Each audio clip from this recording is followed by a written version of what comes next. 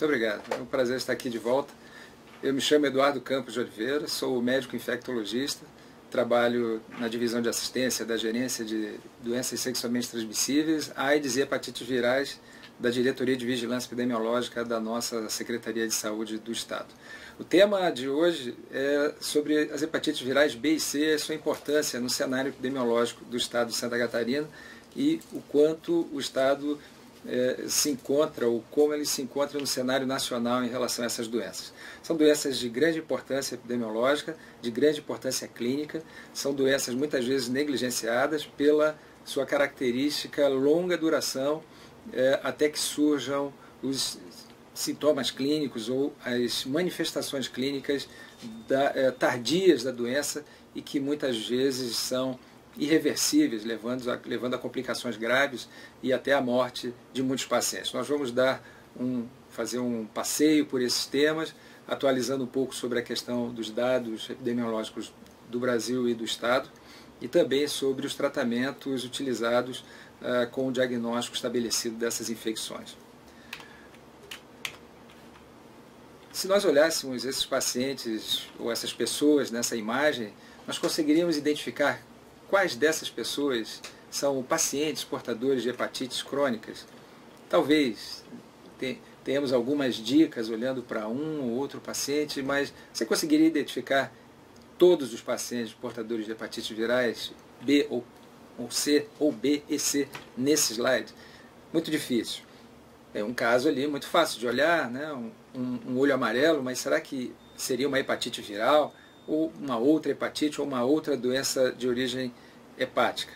Temos uma série de situações clínicas onde envolve os casos de hepatites, onde eles se encontram, onde eles se inserem, e que nós vamos precisar ter muito critério, muita atenção clínica e estar sempre atento à possibilidade da ocorrência de infecção pelo vírus B ou pelo vírus C, causador de hepatite, e buscar o diagnóstico através dos nossos exames disponíveis na rede pública. Hepatite é um nome genérico, né, de uma infecção do órgão fígado, uma inflamação do hepatócito levando a alterações estruturais do órgão, estruturais da célula e o rompimento celular com extravasamento de enzimas e de outras substâncias do interior dessas células hepáticas para a corrente sanguínea. Esses elementos serão depois dosados nos exames de sangue e nos ajudarão na identificação de problemas que chegarão, enfim, a um diagnóstico final de hepatite viral. Essas inflamações podem ser extensas, podem ser grandes o suficiente para provocar necroses extensas do órgão e uma falência, uma doença chamada hepatite fulminante. Causas são várias. Nós temos as hepatites virais, temos hepatites causadas por medicamentos, temos hepatites causadas por substâncias tóxicas, outras bacterianas, isquêmicas e as doenças autoimunes ou por alguma outra determinação genética. Então, hepatite é um nome que engloba uma série de doenças, um espectro imenso de doenças que pode tanto ser determinados por agentes biológicos quanto substâncias ou até doenças de origem autoimune ou genética. Dependendo da evolução, nós podemos classificá-la como aguda ou crônica e na presença de sinais e sintomas entre sintomática e as assintomáticas. As fases agudas das hepatites virais B e C, elas nem sempre são identificadas, nem sempre os sintomas são evidentes. E a fase assintomática das hepatites virais é extremamente longa e muitas vezes só vai terminar 30 ou mais anos depois com os sinais e sintomas de doença avançada do fígado, a chamada cirrose hepática. Na história clínica, na anamnese, nós precisamos buscar uma série de informações que podem nos guiar na suspeição da infecção pelo vírus B e C, como, por exemplo, o uso de drogas, parcerias sexuais, presença de doenças sexualmente transmissíveis no passado, uso de fármacos, de medicamentos, uso de álcool, uso de outras drogas, histórias de doença familiar, autoimune, enfim, uma série de informações importantes. No exame físico, Muitas vezes nós não vamos encontrar evidência clínica, mas podemos nesse slide perceber algumas alterações que, quando surgem num paciente agudamente doente, podemos nos reportar ao diagnóstico das hepatites. Pelo menos um quadro sindrômico que envolva hepatomegalia, icterícia, esplenomegalia e, em fases mais avançadas, ascite, aquelas chamadas areias vasculares, que são no inglês spider neves ou angiomas em forma de aranha, são pequenas dilatações vasculares na superfície, podemos ver naquela figura de baixo. Um fígado que pode ter já uma consistência endurecida, com bordos irregulares, o flapping, que é o movimento anormal da mão quando de uma extensão forçada. A encefalopatia hepática representa fases muito avançadas, muitas vezes uma fase final da evolução da hepatite crônica. Então nós temos uma série de eventos clínicos que podem nos levar a uma suspeição de uma doença aguda ou de uma manifestação da cronicidade de uma doença do fígado. As variações de transaminases podem ocorrer em várias situações que envolvam doença do fígado, né? Mas as hepatites se encontram em todas as faixas de aumento das transaminases, tanto nos crescimentos pequenos quanto nos grandes aumentos das transaminases no sangue. As aminotransferases, elas podem ocorrer e ocorrem com muita frequência nas hepatites alcoólicas, nas hepatites tóxicas, e nós não podemos esquecer das nossas hepatites virais. Vamos lá então.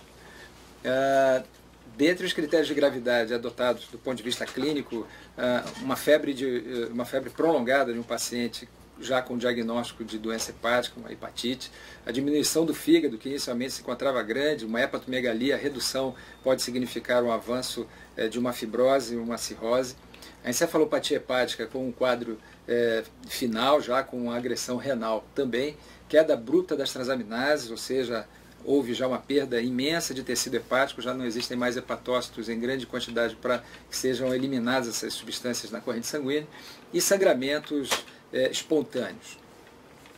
Uma das avaliações que de forma bastante simples a gente pode ter para determinar a gravidade do quadro desse paciente é a utilização desse score. O score de Child-Pugh, ele está inclusive disponível como algumas calculadoras prontas na internet, você coloca apenas os dados solicitados e ele já calcula para você o valor do Child, e que inclui valores como a bilirrubina, a albumina, a presença ou não de ascite, distúrbios neurológicos, sim ou não, tempo de protrombina e o NRI ou IRN.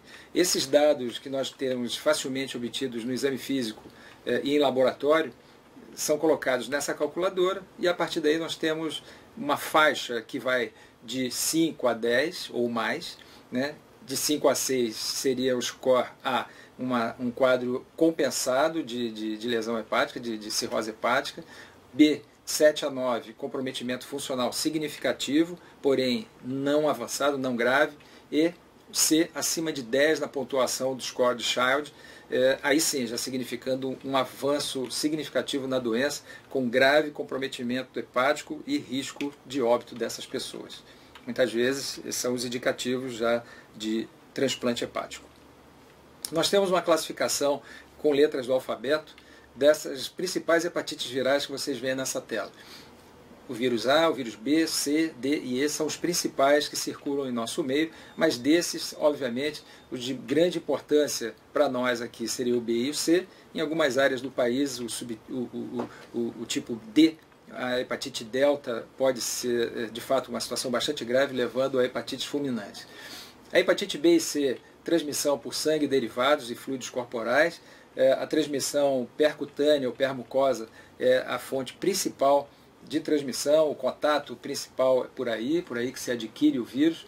Ela sim, tanto a B quanto a C cronificam, são formas crônicas de infecção. E nós temos uma forma de prevenir a B com imunização. A vacina e a imunoglobulina, em algumas situações especiais, deve ser utilizada, nos protege da infecção pelo vírus B. Quanto ao vírus C, nós não temos vacinas ainda, então nós temos outras medidas para diminuição de risco, para diminuição de contato, de exposição. né, especialmente trabalhando as questões de doação de sangue, sangue testado nas doações, o screening bem feito em laboratório antes de qualquer procedimento e doação, e também modificações de hábitos, como não utilização de drogas injetáveis, não compartilhamento de seringas e agulhas, sexo com preservativo, são formas onde nós podemos lançar a mão para nos protegermos. Em termos de epidemiologia, a incidência dessas infecções, tanto a B quanto a C, ainda são crescentes, mas isso também se deve como a repercussão de uma série de campanhas que vem sendo feitas ao longo dos últimos anos, estimulando a testagem para o vírus B e C das hepatites. E, mais recentemente, a introdução dos testes rápidos fez com que houvesse um grande apoio às ações de diagnóstico. Já a hepatite A, que vem nessa linha azul, nós percebemos o decréscimo com as melhorias observadas nas condições sanitárias em boa parte do país e também a vacinação contra a hepatite A. A distribuição em termos de óbito por hepatite crônica, a hepatite do tipo C predomina. É a grande causadora de óbitos notificados por hepatites é causada pelo vírus C. Em segundo, o vírus B. Então são doenças realmente muito graves e pode levar ao óbito depois de muitos anos em pacientes que não estão, muitas vezes, não passam muitos anos, muitas dezenas de anos sem sentir absolutamente nada. Quanto ao perfil laboratorial, nós temos especialmente a detecção de anticorpos e de antígenos e, mais recentemente, a utilização de ácidos nucleicos, a detecção de ácidos nucleicos para a definição de casos de infecção por esses vírus B e C principalmente. Vejam que a detecção de anticorpos, tanto da B quanto da C, pode levar um tempo considerável para que sejam detectados. Quanto maior o tempo, mais antigos são os testes utilizados. Quanto menor o tempo, que seria chamada de janela imunológica, testes mais modernos, mais sensíveis. Na hepatite B, nós temos então esse formato do vírus, é um vírus DNA, é um vírus que precisa de uma enzima chamada transcriptase reversa para a sua implantação definitiva em nosso hepatócito, é um vírus que, especialmente em termos epidemiológicos, ele é um causador de câncer, é um vírus que pode levar à formação de um câncer hepático. E com isso, nós temos uma vacina que nos protege da hepatite e nos protegerá no futuro de um câncer de fígado. Então nós temos aí um grande efeito protetor da vacinação contra o câncer de fígado. Uma das principais causas do câncer de fígado no nosso país é a infecção pelo vírus B. Os subtipos A e F predominam no Brasil, né, e nós temos então um número imenso de pessoas infectadas no mundo, mais de 2 bilhões são estimadas como portadores, e dessas cronificam 240 milhões de pessoas com a hepatite B crônica, né? 2 bilhões têm contato com o vírus e 240 milhões ficam cronicamente infectados. Vejam que o número de óbitos é de quase 1 bilhão de pessoas ao ano. No nosso país, a hepatite B tem uma taxa de detecção significativa, especialmente na região sul. Vocês veem nesse slide que a linha azul, lá de cima, a linha mais escura, do azul mais escuro, representa a região sul, que concentra a maior parte dos casos detectados no Brasil. A região norte é uma região que tem tido a ascensão importante ao longo dos anos, e por se tratar de uma região onde a hepatite delta também é altamente endêmica, a junção hepatite B e D pode provocar então casos extremamente graves e fulminantes de hepatite. No nosso estado, nós temos uma característica regional interessante, onde há uma concentração grande de casos de hepatite B no oeste do estado. Isso tem uma série de explicações, especialmente questão de população, migrações populacionais para aquela região, mantendo a endemicidade daquela região. No entanto, percebendo nesse gráfico que a região litorânea também já conta com um grande número de casos diagnosticados de infecção pelo vírus B, de infecções crônicas pelo vírus B. Nós temos cerca de 17 mil novos casos diagnosticados a cada ano. Esse é um dado nacional, onde a faixa etária principalmente observada se concentra principalmente entre 30 e 50 anos. Acima, a faixa etária mais jovem, com menos de 20 anos, é que menos é afetada, e obviamente isso representa um impacto positivo da vacinação, a introdução da vacina contra a hepatite B na nossa população nos anos 90. A transmissão da hepatite B, basicamente, ela é muito semelhante à do HIV, ela é se refere ao contato de sangue ou secreções em pele e mucosas com solução de continuidade. Então, a utilização de agulhas, seringas, material de manicure, pedicure, lâminas de barbear, tatuagens, piercing, procedimentos odontológicos, cirúrgicos, que não atendam às normas adequadas das nossas normas sanitárias, são situações que nos expõem a risco à infecção pelo vírus B. As relações sexuais desprotegidas também são uma grande fonte de contágio, assim como a transmissão vertical, que é uma questão importante. Nós temos medidas para prevenir a transmissão do vírus da mãe para o bebê e essas medidas precisam ser tomadas de forma imediata, a partir do diagnóstico materno. Então, toda mulher que se encontra grávida precisa ter o diagnóstico de hepatite B estabelecido e, a partir daí, todos os cuidados no pré-natal e no parto, no pós-parto, para que se diminua a probabilidade, a chance dessa criança infectar-se. Em termos de transmissão, então, nós temos uma característica no Brasil onde o vírus B é basicamente notificado como de transmissão sexual. As outras formas de transmissão são muito semelhantes ao longo do tempo e não sofrem grandes variações ao longo do tempo, mas percebemos uma crescente razoável em termos de transmissão por via sexual do vírus B. Sempre foi a maior, mas tem uma tendência crescente ao longo dos últimos anos. Em termos de relação sexual, os profissionais de sexo, as pessoas, os homens HSH, homens que fazem sexo com homens, se encontram numa população de maior vulnerabilidade para o vírus B. Parenteral, as transmissões parenterais, usuários de drogas, os profissionais de saúde se encontram nessa categoria de um extrato populacional também de maior vulnerabilidade. E por isso precisam ser vacinados. Todo profissional da área de saúde tem que receber a vacina. Na verdade, agora toda a população já tem acesso à vacina contra a hepatite B, mas a população profissional de saúde é absolutamente obrigatória. E a transmissão perinatal. Todas as mulheres AG/HBS positivas e que têm o vírus replicante, que têm o AG/HBE positivo, precisam ser monitoradas com muita intensidade e todas as medidas profiláticas adotadas para o bebê, como a vacinação e o uso da imunoglobulina, adotados assim que o bebê nasce. O período de incubação da hepatite B varia de 45 até 180 dias, em média de 2 a 3 meses de duração de período de incubação, com a icterícia sendo menor quando a infecção é em crianças abaixo de 5 anos e com crianças acima de 5 anos a icterícia tem uma probabilidade de ocorrência maior. A cronicidade, ao contrário, quando a infecção ocorre em menores de 5 anos, a taxa de cronificação é muito mais alta do que quando ocorre em maiores. A hepatite fulminante é relativamente rara, mas não é uma situação que possa ser colocada como segundo plano. Precisamos tomar muito cuidado e vamos ver daqui a pouco quais são os fatores de pior prognóstico. A mortalidade prematura pelo vírus da hepatite B é bastante razoável e por isso toda atenção no quesito diagnóstico e tratamento dessas pessoas. Em termos de sintomatologia, muitas vezes passa desapercebido porque se assemelha a outras doenças que levam a febre, dor abdominal, fadiga, diminuição do apetite, náuseas, enfim, pode se assemelhar a uma virose. As lesões graves já evoluem com icterícia, com ascite, com confusão mental, levando então a um diagnóstico de insuficiência hepática, cirrose. Nós temos nesse gráfico, então, mais ou menos a estrutura de como evolui uma pessoa infectada. 90% a 95% evoluem para cura espontânea, após uma hepatite aguda. 5% a 10% se tornam crônicos, portadores crônicos, sendo que 30% desses vão progredir com cirrose e 10% dessas pessoas podendo ter câncer de fígado, o hepatocarcinoma. E uma parte dessas pessoas que cronificam não vão evoluir com doença agressiva, não vão progredir. Serão portadoras do vírus, mas não evoluirão com gravidade. E esses são os fatos que nos levam a um pior prognóstico.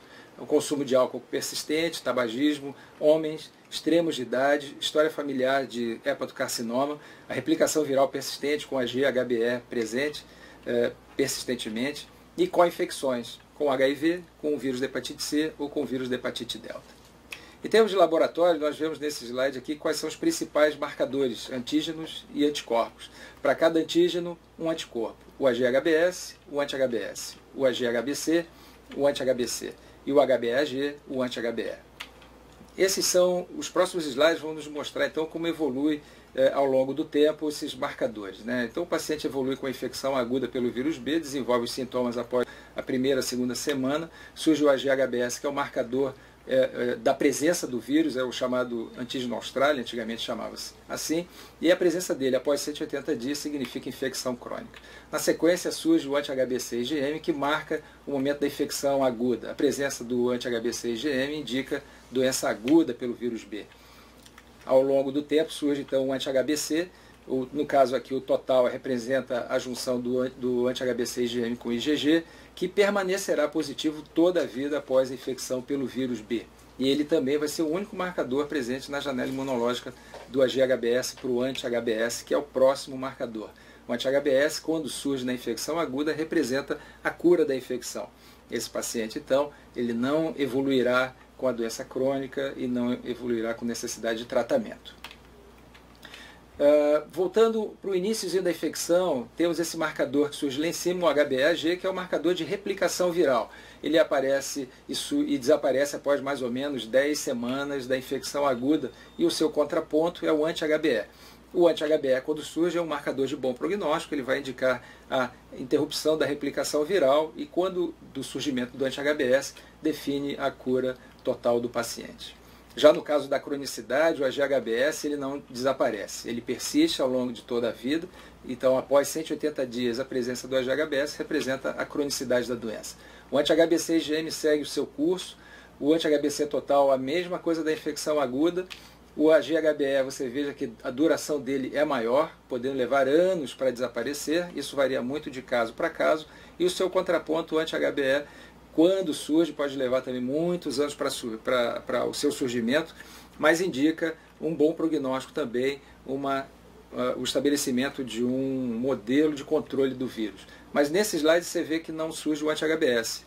É o indicativo de que o paciente não curou, ele evoluiu para infecção crônica.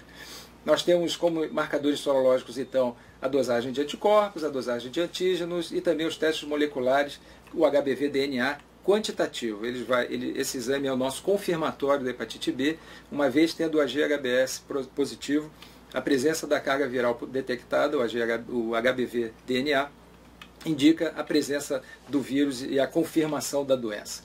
Podemos usar testes rápidos, aqueles testes que em 15, 20 minutos nos dão um diagnóstico. E nesse slide nós temos como é bastante simples. Ele é utilizado o AG-HBS como marcador do teste. Uma vez positivo, o resultado é considerado reagente, é liberado como resultado reagente de AG-HBS para esse paciente. É um exame de triagem, ele deverá depois seguir para um diagnóstico laboratorial, onde vai ser feito o HBsAg já reagente, é feito o anti-HBC e também o teste de biologia molecular pode ser utilizado naquele quadro azul mais à frente, quando há uma divergência entre os resultados do AG-HBS inicial com o anti-HBC total no meio do curso da testagem. Mas a carga viral da hepatite B é o nosso definidor e ele vai nos ser útil também para ajudar a definir quem vai para tratamento ou não. Esse slide mostra crianças abaixo de 18 meses, como será utilizado o recurso laboratorial será utilizado. Então, nós não teremos o anti-HBC total, parte do AG-HBS reagente para a quantificação da carga viral. Uma vez detectada, é confirmada a infecção. Esses são alguns exemplos de como nós vamos nos deparar com resultados no laboratório. Né? O HBsAg negativo com anti-HBC não reagente, o paciente não teve contato ou então está ainda numa fase muito inicial da infecção. Nesse caso, se a pessoa não foi vacinada, deverá ser. Esse paciente tem o anti-HBS reagente, é o único marcador, então ele foi vacinado. Não há necessidade de outros marcadores. Nesse exemplo, o paciente tem apenas o anti-HBC. Pode significar uma infecção passada, um momento de janela imunológica entre o AG-HBS e o anti-HBS, pode ser um falso positivo do anti-HBC. Então nós vamos ter que providenciar uma repetição dos exames para definir. E se houver a suspeição de uma infecção oculta pelo vírus B, fazer a carga viral também, o DNA HBV. Na presença do AG-HBS positivo com anti-HBC, há uma definição de que há a presença do vírus, mas só não se sabe se ainda é uma doença aguda ou não, e o anti-HBC-IgM definiria isso. Nesse slide, o AGHBS reagente sozinho pode significar uma fase inicial da infecção, pode ser uma fase crônica da doença, nós precisaríamos complementar com os outros marcadores, né? E também pode ser um AGHBS falso positivo, isso levaria à necessidade de uma repetição de exames. Nesse slide nós temos o anti-HBC com o anti-HBS reagente, isso indicando que houve infecção prévia com evolução para a imunidade. Essa fase aguda, onde nós temos o anti-HBC IgM com o AGHBS. O anti-HBS ainda não reagente, não significa necessariamente infecção crônica, ou que vai cronificar. Isso só o tempo dirá. A infecção vertical é um detalhe importante, nós temos uma taxa de transmissão que é bastante alta, não é desprezível, desde que a infecção ocorra no primeiro ou no último trimestre, temos que tomar muito cuidado com isso. Toda mulher com a GHBR reagente grávida tem uma alta probabilidade de transmissão, assim como a carga viral. Quanto mais alta, maior risco de transmissão. E no caso, a imunoprofilaxia adequada no momento do parto diminui muito o risco de transmissão para o bebê. Nós falamos nesse caso da vacina e da imunoglobulina. Esses são os 3 medicamentos utilizados para o tratamento da hepatite B crônica: o tenofovir, o entecavir e o interferon pegilado. Nós antes tratávamos com interferon comum, convencional. Atualmente, o Ministério da Saúde já autoriza a utilização do pegilado. É um interferon muito melhor para o tratamento das hepatites, com menor taxa de efeitos adversos, e uma dose semanal apenas, e não 3 a 5 doses semanais. A resposta ao tratamento sempre muito boa. Em termos de controle, nós não temos como fazer uma avaliação de cura radical da infecção, mas esses medicamentos conseguem manter plenamente sob controle a infecção pelo HBV. Hepatite C. Essa é a estrutura do vírus, é um vírus RNA de fita simples, é um vírus que também é citopático e que também tem risco de carcinogênese. Nós temos alguns genótipos e aqui no Brasil predominam os genótipos A e F, e nós temos, dentre os genótipos, nós temos também a importância de um exame que é a genotipagem desses pacientes para definir também, a partir da genotipagem desse genotipo da infecção desse paciente, qual a melhor opção de tratamento. Falaremos sobre isso em breve. Nós não temos vacina para uma doença que afeta milhões de pessoas no mundo todo, levando à cronicidade em 90% das vezes. Ou seja, é uma doença muito grave, com alta taxa de cronicidade e com elevado risco de evolução para câncer de fígado também.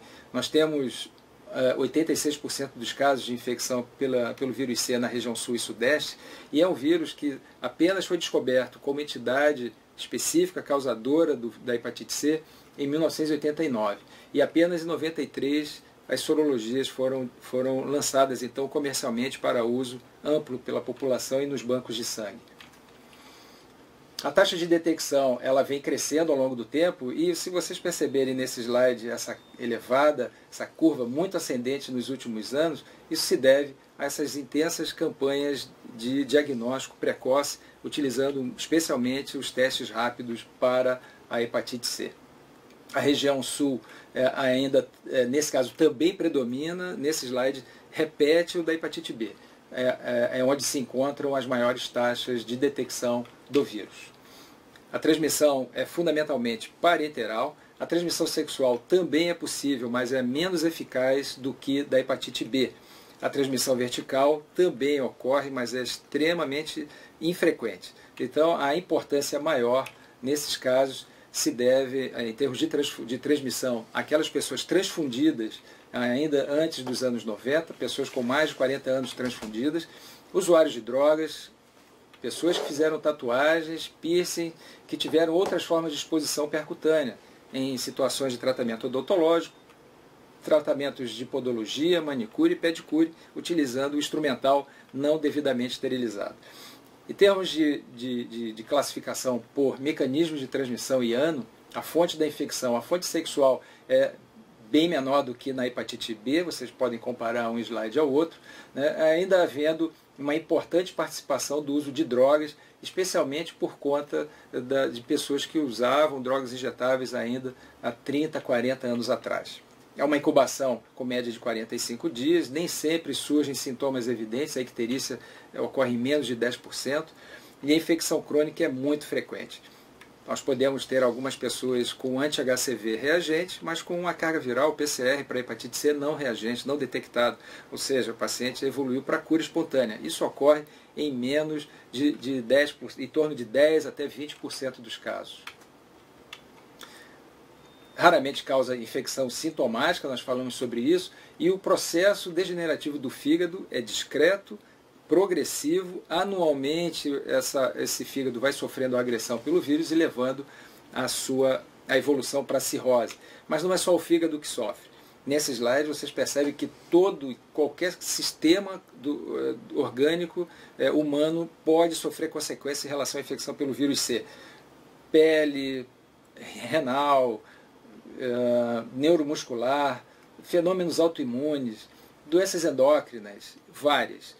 Um dos sintomas clássicos da hepatite C, o cansaço, a fadiga crônica, lesões de tireoide e também oculares. Na pele sofre muito com as lesões, a infecção crônica pelo vírus B, a porfiria é uma das manifestações clássicas. Essa história natural da doença da hepatite C, onde 80% cronifica após a infecção aguda, a doença progride em torno de 20% a 50% para cirrose e desses 1 a 4% para câncer de fígado. A doença não progressiva, sem fibrose, é rara, mas pode ocorrer. A idade inferior a 40 anos, o sexo feminino e o surgimento de icterícia na infecção aguda são indicadores de bom prognóstico. E ao contrário, idade superior a 40 anos, sexo masculino, uso de álcool, co-infecção com HIV ou hepatite B, imunossupressões, esteatose hepática, resistência à insulina e atividade necroinflamatória percebida, dependendo do grau, na primeira biópsia, são indicadores de pior prognóstico. Nós temos como marcadores laboratoriais o anti-HCV, que nos dá a triagem, nos faz a triagem da infecção. Uma vez detectado, nós fazemos então o teste de RNA. O teste de biologia molecular nos confirma a presença do vírus e a partir daí nós vamos acompanhar esse paciente até o momento do seu tratamento.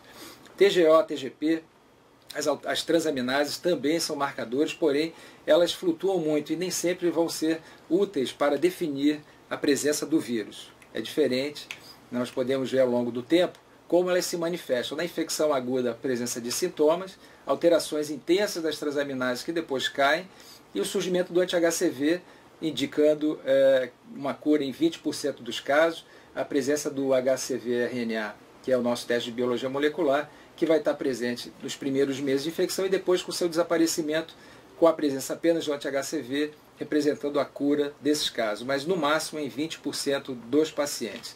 Ao contrário, na infecção crônica, a presença de sinais e sintomas é intermitente, as alterações de transaminases, principalmente da TGP ou ALT, elas são extremamente intermitentes, elas sobem e caem com muita frequência. O anti-HCV é semelhante, surge e permanece positivo, mas a presença do HCV-RNA em exames, a presença deles é contínua, representando a infecção crônica em 80% ou mais das vezes. Nós podemos usar testes rápidos, que serão o protótipo dele é um anti-HCV. Uma vez determinando o resultado reagente, esse paciente será submetido ao teste de biologia molecular. Os testes laboratoriais são semelhantes, uma vez o anti-HCV reagente se confirma com a tecnologia de quantificação da carga viral. Se detectado, a amostra é reagente para o HCV e esse paciente então passará a ser seguido no serviço de saúde. Em crianças, teste de quantificação de carga viral já é o primeiro exame para definir a infecção. Se é detectado, a amostra é reagente para o HCV. Nós só vamos, obviamente, fazer esse teste de carga viral diretamente na criança se houver uma forte suspeita de infecção. Esses exames são outros exames importantes que vão nos guiar para o tratamento do paciente. O genótipo 1, 2, 3 são os principais no nosso país. A biópsia hepática, a elastografia, que é um exame que vem a substituir, em breve substituirá a biópsia hepática, e os scores de fibrose hepática, o FIB4 e o APRE, que são muito interessantes, nós vamos ver nesse slide como eles se comportam, com dados simples, valores de transaminase, o limite superior normal, a contagem de plaquetas, que para o APRE, ou a idade do paciente, a transaminase e a contagem de plaquetas. Com esses dados simples, nós vamos conseguir calcular baseado numa série de estudos em que momento da infecção esse paciente tem e que grau de fibrose ele se encontra. Então, se o paciente tem um APRI maior que 1,5 ou um FIB4 maior que 3,25, já seria o equivalente a uma classificação Metavir 3, F3 ou mais, se fosse realizada uma biópsia hepática. Então, sem precisar invadir o paciente, nós conseguiríamos identificar uma fibrose avançada. Então, é uma calculadora interessante que nos ajudará em muito a poupar o paciente de uma biópsia, quando ele não tem possibilidade de realizá-la, ou quando não há estrutura montada, estabelecida para a realização de biópsia na sua localidade. Em termos de tratamento, a grande novidade são essas medicações, os chamados antivirais de ação direta contra o vírus da HCV, os DAAs. São substâncias que agem nas proteases, nas polimerases do vírus, fazendo com que haja uma interrupção do ciclo replicativo viral. Esses medicamentos têm trazido um tremendo sucesso, tanto em termos de resultado final de cura da hepatite C, quanto também com a baixa taxa de efeitos adversos e a não utilização de interferon pegilado, que já poupa em termos de recursos públicos e também de efeitos adversos nesses pacientes. Então nós temos ali os inibidores de protease mais modernos, são o Cimeprevir e o Veruprevir. Especialmente no Brasil nós temos o Cimeprevir, e os inibidores de polimerase nós temos o Daclatasvir. Aqui no Brasil nós não temos os outros inibidores de polimerase que estão ali descritos, que são os inibidores da NS5A e o inibidor da NS5B, que é o Sofosbuvir e o Dazabuvir. No Brasil nós temos o Sofosbuvir. Então nós temos nesses slides o Cimeprevir, o Daclatasvir e o Sofosbuvir como as drogas utilizadas para o tratamento da hepatite C crônica, com excelentes resultados que nós temos visto na prática. Então, a classificação, hoje nós temos ao longo do tempo percebido dessas medicações novas, classificadas em ondas. A primeira onda com o uso do Boceprevir e o Telaprevir associado a PEG e RIBA, o sucesso terapêutico era muito baixo, ainda muito baixo e com grande taxa de efeitos adversos. A segunda onda já incorporando o Sofosbuvir e o Cimeprevir, já com excelentes resultados, e mais o Daclatasvir, excelentes resultados chegando a praticamente 100% de cura. E a terceira onda que está por vir, com uma associação aí de Ombitasvir, o Veruprevir mais Ritona e mais o Dazabuvir, envolvendo de 95% a 100% de chance de cura. Isso é excepcionalmente importante, coisa que nós não imaginávamos alcançar há 10 anos atrás. A transmissão vertical também é um fato importante, ocorre em uma taxa muito menor, mas nós temos que nos ater a situações como tratamento que é contraindicado na gestação, o aleitamento que é contraindicado apenas se houver lesão dos mamilos, ou então se houver co-infecção pelo HIV, obviamente quem é HIV positivo não pode amamentar, e realizar testes de anti-HCV nas crianças apenas após 18 meses de idade, uma vez que antes disso você pode detectar anticorpos maternos. Por isso é que quando há uma forte suspeita de infecção da criança, usa-se a carga viral e não o teste sorológico. A evolução rápida para a cirrose em pacientes com HIV indicam a necessidade de diagnóstico e tratamento rápido dessas pessoas. Então nós temos que realmente atuar muito mais aceleradamente nos HIV positivos. Esse slide aqui aponta para vocês a importância das hepatites e o porquê de nós estarmos aqui conversando sobre elas hoje.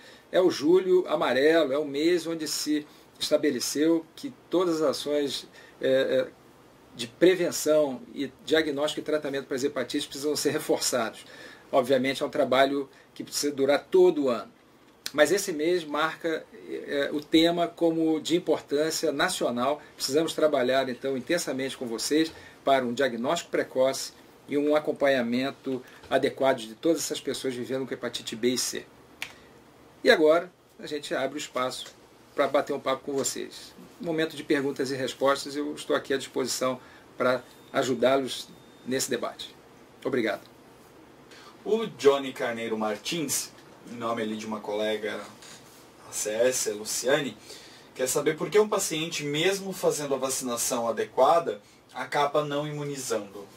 Existem algumas situações onde a imunização ela de fato tem baixa eficácia, mas principalmente relacionado ao fator idade. Vacinação acima de 30 anos de idade, geralmente encontramos taxas menores de sucesso em termos de profilaxia, de proteção. Mas a vacinação ela pode ter sido eficaz. Por exemplo, uma criança vacinada no primeiro ano de vida, muitas vezes vai ter um anti-HBs negativo na adolescência. Isso não significa que ela não foi protegida. Ela foi protegida, mas o fato de não ter tido contatos frequentes com o vírus ao longo do tempo fez com que aquelas vacinações naturais, que representam a exposição do vírus, do organismo ao vírus, deixou de estimular o sistema imune. Então, a produção daqueles anticorpos foi caindo e, ao longo do tempo, se perdeu em número de anticorpos, mas qualitativamente essa pessoa mantém a sua imunidade. Ela contém ainda memória imune e qualquer nova exposição ao vírus ou uma nova dose de vacina reestimulará o sistema imune e ele vai ter um anti-HBs bem alto novamente. Certo? Era essa a única pergunta que a gente tinha escrito ali no chat por enquanto. Eu queria também, então, complementar essa resposta. Algumas situações podem envolver uma baixa resposta à vacina, relacionadas especialmente a questões da imunidade. Pessoas com doenças relacionadas à imunidade, doenças hereditárias ou adquiridas, podem ter dificuldade na resposta vacinal. Não só a hepatite B, mas qualquer outra vacina. Por exemplo, pessoas vivendo com HIV, não vacinadas previamente, chamadas então de suscetíveis, se vacinadas já na fase adulta e já com algum grau de imunossupressão, poderão ter realmente dificuldades na produção do anticorpo. Eles não vão fazer a viragem sorológica vacinal. Então, nesse caso, deve-se testar a pessoa que foi vacinada, a pessoa vivendo com HIV, vacinada, testa-se para o anti-HBs e, se não houver resposta, tenta-se uma nova série de vacina. Se essa vacina novamente não funcionar, a gente acaba oferecendo à pessoa, se houver necessidade, a imunização ativa com imunoglobulinas. Lembrando que o HIV positivo, quando vacinado, ele deverá receber uma dose dupla da vacina da hepatite B em 4 aplicações e não em 3, como é usual. O Johnny Carneiro Martins, em nome do César, que é dentista lá, pergunta-se: quem foi curado, mas permanece com o vírus, pode apresentar os sintomas novamente? Essa é uma possibilidade real. Nós consideramos como uma tese. Em tese é possível. O portador do vírus B, uma vez tendo sido curado pela produção de um anti-HBs, ninguém tem como provar definitivamente que o vírus foi totalmente eliminado. Ele pode persistir com o vírus latente, e enquanto o anti-HBs estiver ali protegendo, provavelmente não haverá danos. O anti-HCV, ou o vírus da hepatite C, também, nós consideramos que há um risco potencial do desenvolvimento de uma infecção, mas na verdade não de uma nova infecção pelo vírus C, mas de um câncer de fígado. Uma nova infecção pelo vírus C, ou uma recaída, entre aspas, seria muito provavelmente por uma reinfecção. O vírus C e o vírus B têm características biológicas bem diferentes. Eles causam dano hepático, mas cada um tem uma ação diferente. O vírus C não incorpora RNA viral no nosso genoma. É diferente do vírus B. Então é mais fácil você imaginar a cura radical do vírus C do que a cura radical do vírus B. Aí o César também pergunta por que os homens são mais atingidos. Provavelmente por alguma questão ligada a hábitos, né, questões culturais, sociais. Não é uma fragilidade imune ou uma espécie de fragilidade mesmo, ou suscetibilidade específica ao vírus. Provavelmente está ligado a fatores sociais e culturais. Maior exposição a drogas, maior exposição a sexo não protegido, aumento ou um número maior de parcerias sexuais, etc. Também o César: o que dificulta tanto a elaboração da vacina contra a hepatite? A hepatite C. Hepatite B nós temos uma vacina muito boa, né, que é baseada em engenharia genética. Então não é um vírus, não é vírus atenuado, nem é vírus morto. É um vírus falso produzido por engenharia genética que não tem capacidade infectiva. Para o vírus C, nós realmente temos dificuldade, eu não saberia dizer para você, eu não tenho essa informação do porquê da dificuldade. Certamente existem detalhes que podem estar relacionados a frações do vírus que sejam imunogênicas. Provavelmente isso se dá na natureza, o homem é muito mais suscetível a ter infecção crônica pelo vírus C do que pelo vírus B, porque muito provavelmente o vírus B tem frações antigênicas que são estimuladoras do nosso sistema imune, capazes de produzir um anticorpo altamente protetor, tem em maior número e mais facilmente acessível ao nosso sistema imune do que o vírus C. Isso se dá com o HIV também. O HIV tem frações antigênicas ruins, nós produzimos anticorpos, mas não conseguimos eliminar o vírus. Doenças como o sífilis também não se consegue fazer vacinas, também por questões ligadas a frações antigênicas ruins. Então o nosso corpo precisa de boas proteínas desses vírus, bactérias ou fungos, que sejam suficientemente boas para estimular o nosso sistema imune e que o nosso sistema imune, obviamente, seja capaz de produzir anticorpos altamente efetivos, capazes de bloquear essas infecções. Para o vírus C, muito provavelmente, é devido a isso, a falta de elementos virais, de proteínas virais suficientemente boas para a produção de anticorpos efetivos. Mais uma pergunta do César. Existe dados registrados em números de casos de contaminação anual e quantas mortes? Sim, na apresentação existem algumas informações, obviamente de cabeça eu não vou ter, mas nós temos nos slides, eu posso voltar aqui alguns minutos atrás, por exemplo, quando eu falei aqui nos slides de hepatite B, aqui, mais ou menos nessa altura aqui, aqui termos de óbitos, né? Esse aqui é um dado grosseiro que não nos diz qual é o valor numérico, apenas em termos proporcionais, quem está mais relacionado a óbito ou não. Mas uma dica é buscar essa informação diretamente no site do Ministério da Saúde. Na página do programa do Departamento de Doenças Sexualmente Transmissíveis e AIDS do Ministério da Saúde, e hepatites virais também, nós temos lá uma parte só com dados epidemiológicos nos boletins epidemiológicos. Nós temos boletins epidemiológicos de AIDS, de sífilis e de hepatites virais. É facilmente acessível, você pode colocar num buscador da internet boletim hepatite viral, boletim hepatites virais, Ministério da Saúde, e eles logo vão te localizar os boletins mais atualizados. Vocês têm acesso direto a essas informações pela internet. O César aí fez um comentário, né? Se o índice de infecção no consultório odontológico é alto, não deveria haver aí uma maior capacitação da equipe de saúde bucal, onde há um déficit no momento? Sim, com certeza. Os profissionais da área da saúde como um todo, e nesse caso em especial os que trabalham na odontologia, são objeto de ações de prevenção que precisam ser realmente valorizadas. É uma área onde se tem muito contato com o sangue, numa área muito estreita, sujeita a lesões de pele e espirros, né, de gotículas de água e saliva e sangue em mucosas e pele, ou seja, todas as medidas protetivas com o uso dos EPIs, né, máscaras, luvas e os óculos protetores, são medidas absolutamente necessárias e obrigatórias.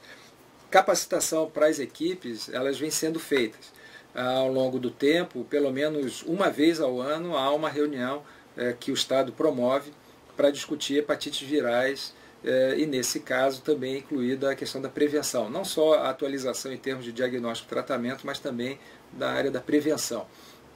Mas é boa a tua dica e nós vamos levar essa informação para reforçar talvez uma coisa mais direcionada à área da saúde bucal junto à nossa divisão, nossa gerência de DSA e hepatites virais da SES. Aí a agente comunitária de saúde Marli quer saber por que a mídia em si não faz uma divulgação mais ampla das hepatites B e C para toda a população e aí de maior facilidade para o entendimento. Como nós sabemos, o espaço de mídia na televisão é muito caro, né? Não é uma situação muito fácil de se conseguir espaço nas grandes mídias para se falar sobre alguns aspectos de doenças de interesse em saúde pública. Mas, de qualquer maneira, nesse momento do chamado Julho Amarelo, vários meios de comunicação colocaram, né, as hepatites em evidência. Saíram matérias nas revistas, nas principais emissoras de televisão, por exemplo, o programa Fantástico da Rede Globo teve lá matérias sobre hepatites virais, o Drauzio Varela fez uma apresentação específica sobre isso, no blog do Drauzio Varela ele fala também sobre hepatites e vários outros blogs e sites relativos aos portadores de doença crônica. Mas é fato que trabalhar com isso de forma contínua representa também a necessidade de investimentos. E nós, nesse momento, ainda vivemos uma situação de crise econômica generalizada e há uma certa restrição nesse momento em termos de grandes mídias. A gente provavelmente vai retomar isso assim que for possível, mas hoje todos temos acesso à internet, uma imensa parcela da população, com seus celulares, e com o celular você consegue acessar o site da Diretoria de Vigilância Epidemiológica do nosso estado. E lá você vai encontrar todas as informações também sobre hepatite A, hepatite B, hepatite C, hepatite D, todos os dados, generalidades sobre hepatites virais, mas também dados específicos, dados epidemiológicos, dados de tratamento, dados de prevenção. Acesse o nosso site, que é localizado então dentro da Diretoria de Vigilância Epidemiológica, é o www.div.sc.gov.br. E lá você vai encontrar, bem à direita da tela, um banner onde você tem os chamados hot sites. Ali você tem acesso direto a uma parte do site da Diretoria de Vigilância especificamente sobre hepatites virais. Ok, muito obrigado. Eu agradeço mais uma vez a oportunidade de estar aqui compartilhando esses poucos minutos, trazendo alguma informação de relevância em termos de saúde pública e, nesse momento, falando sobre as hepatites virais, especialmente B e C, quando nós vivemos nesse mês de julho, então, o nosso mês de julho amarelo, focando, dando um reforço para as ações de diagnóstico, prevenção e tratamento das hepatites virais. Nossa rede de assistência em todo o estado está aí pronta para atender aos pacientes, as medicações estão à disposição também. Vamos estimular os nossos pacientes a fazer as testagens e aqueles diagnosticados encaminhar para seguimento regular. Mais uma vez, então, eu agradeço a atenção de vocês. Estamos à disposição lá na Diretoria de Vigilância Epidemiológica.